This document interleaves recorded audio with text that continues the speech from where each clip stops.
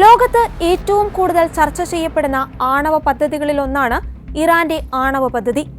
സമാധാനപരമായ ആവശ്യങ്ങൾക്കുള്ളതാണ് തങ്ങളുടെ പദ്ധതിയെന്ന് ഇസ്ലാമിക് റിപ്പബ്ലിക് ഓഫ് ഇറാൻ അവകാശപ്പെടുമ്പോൾ, തീരുമാനിച്ചാൽ ആഴ്ചകൾക്കുള്ളിൽ ഒരാണവായുധം വികസിപ്പിക്കുവാനുള്ള കഴിവ് നൽകുന്ന ആണവ സാങ്കേതിക വിദ്യകൾ അവർ തന്നെ വികസിപ്പിച്ചെടുത്തിട്ടുണ്ട്. നതാൻസ്, അരക് തുടങ്ങി ഇറാന്റെ ആണവ ഹൃദയമെന്ന് വിശേഷിപ്പിക്കപ്പെടുന്ന പ്രദേശങ്ങളിലെ വൻതോതിലുള്ള യുറേനിയം സമ്പുഷ്ടീകരണ പ്രവർത്തനങ്ങളിലൂടെയാണ് ഇറാന്റെ ആണവ പദ്ധതികൾ സാധ്യമാകുന്നത്. 2025 ജൂണിൽ 20 വർഷത്തിനിടെ ആദ്യമായി ഇറാൻ ആണവ മാനദണ്ഡങ്ങൾ പാലിക്കുന്നില്ലെന്ന് അന്താരാഷ്ട്ര ആണവോർജ്ജ ഏജൻസി കണ്ടെത്തി. ഈ വിവരങ്ങൾ ശേഖരിക്കുവാൻ അന്താരാഷ്ട്ര ആണവോർജ്ജ ഏജൻസിയെ സഹായിച്ചത് ഇസ്രായേൽ ഇന്റലിജൻസ് ഏജൻസിയായ മൊസാദ് ആയിരുന്നു. 1950കളിൽ പഹ്ലവി രാജവംശത്തിന്റെ കീഴിൽ US പിന്തുണയോടെയാണ് ഇറാന്റെ ആണവ പദ്ധതികൾ ആരംഭിച്ചത്. 1970കളിൽ പവർ റിയാക്ടറുകൾക്കായുള്ള പദ്ധതികളോടെ ഇത് വികസിച്ചു. 1979ലെ ഇസ്ലാമിക വിപ്ലവത്തിന് ശേഷം താൽക്കാലികമായി നിർത്തിവെച്ചു. 1980കളിലെ ഇറാൻ-ഇറാഖ് യുദ്ധകാലത്ത് രഹസ്യമായി ഇത് പുനരാരംഭിക്കുകയും ചെയ്തു.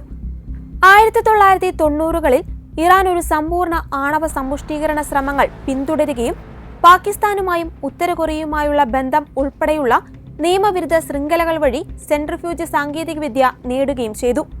അണുബോംബ് നിർമ്മിക്കുവാൻ ആവശ്യമായ യുറേനിയം സമ്പുഷ്ടീകരിക്കുകയാണ് സെൻട്രിഫ്യൂജ് വഴി നടക്കുക.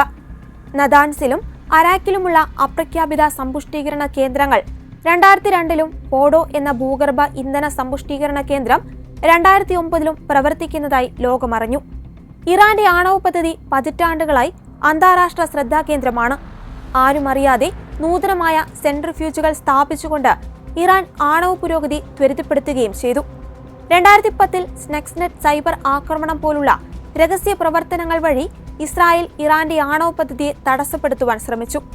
ഇറാന്റെ ഉപരോധ ഇളവ് പദ്ധതി തടയുക എന്ന ലക്ഷ്യത്തോടെ 2025 ഏപ്രിൽ മുതൽ USഉം ഇറാനും ഉഭയകക്ഷി ചർച്ചകളിൽ ഏർപ്പെട്ടിട്ടുണ്ട്. എന്നിരുന്നാലും ഇറാന്റെ നേതാക്കൾ യുറേനിയം സമ്പുഷ്ടമാക്കുന്നത് നിർത്താൻ വിസമ്മതിച്ചു. 2023 ഒക്ടോബറിൽ 2015ൽ സംബന്ധിച്ച JCPOA പരിധിയേക്കാൾ 22 മടങ്ങ് ഇറാൻ യുറേനിയം ശേഖരം വർദ്ധിപ്പിച്ചതായി IAEA റിപ്പോർട്ട് വ്യക്തമാക്കുന്നുണ്ട്. ഇസ്രായേലിന്റെ മരണമാണ് ഇറാന്റെ ലക്ഷ്യമെന്ന് ഇറാൻ പലതവണ തുറന്നു പ്രഖ്യാപിച്ചതാണ്. ഇസ്രായേലിനെ നശിപ്പിക്കുവാനോ അതിന്റെ നിലനിൽപ്പിന് ഭീഷണിയാകുവാനോ ഉള്ള ഒരു മാർഗമായിട്ടാണ് ഇറാൻ ആണവ പദ്ധതിയെ കാണുന്നത്. ഇത് മുന്നിൽ കണ്ടുകൊണ്ടാണ് ഇസ്രായേൽ ഒരു മുഴം മുമ്പേ ഇറാന്റെ പ്രധാനപ്പെട്ട 6 ആണവ കേന്ദ്രങ്ങളും ആണവ ശാസ്ത്രജ്ഞരെയും വധിച്ചത്.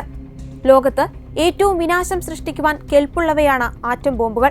ഇവ നിർമ്മിക്കുക ലോകത്തിന് മുഴുവൻ ഭീഷണിയാണ്. ഈ സാഹചര്യം മുന്നിൽ കണ്ടാണ് ഇറാൻ അമേരിക്ക മുന്നോട്ട് വെച്ച കരാറിൽ നിന്ന് പിന്മാറിയെന്ന് അറിഞ്ഞയുടനെ ആക്രമണവുമായി രംഗത്തെത്തിയത്.